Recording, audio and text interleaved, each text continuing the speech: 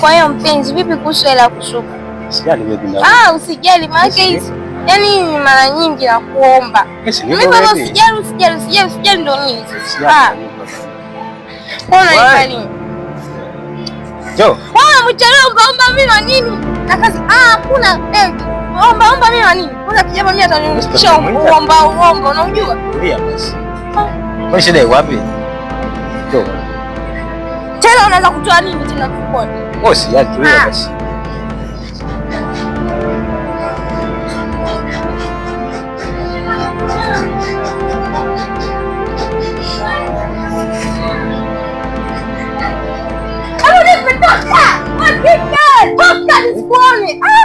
Baby, omba hela nini? Sasa nimemsaidia tu. Nakuomba. Nimemsaidia tu. Unajifanya baba huruma, mama mimi nipenda kusuka. Basi nimekwambia nitakupa. Unanipa lini? Mimi si nipo. Hebu nichanganye sasa. Habari za saizi? Hapo nakwaje? Salama saizi. Na hapa mngefanya nini? Kazi tu mbea. Yaani mbea tu ana mazima afya. Unakujafuta nini hapa? Mbona kwa mkali wewe? Wananichanganya. Dada. Wewe nini unasemaje? Hebu nisikilize kwanza. Nikusikilize nini? Mbona kwa mkali? Nani yako? Kwa mke wangu. Wewe nini nani yako unataka ujue nini wewe? Ili umaanishe nini hapo? Sijakuelewa bado kakangu. Kwa mkali. Chokuleta hapa na uondoke. Hebu nisikilize kitu kimoja dadangu. Naomba wenyewe wengine hao jamani. Kwanza yale inanuka. Hebu chukua lako hiyo. Nisikize kitu kimoja dadangu.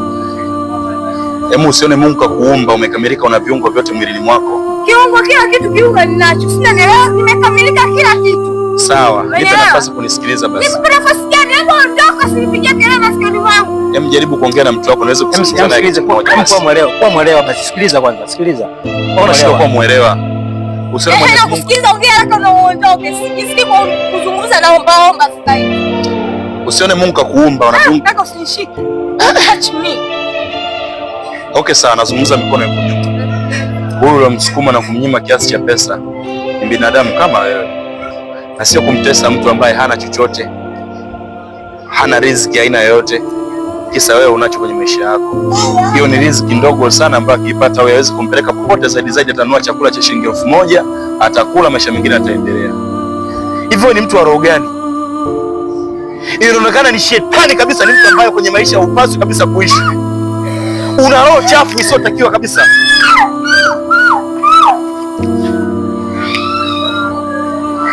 Laiti ungejua unachokifanya,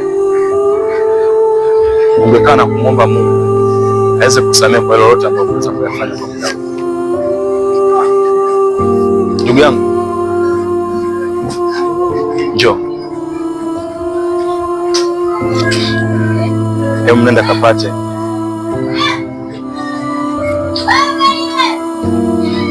kama ni gari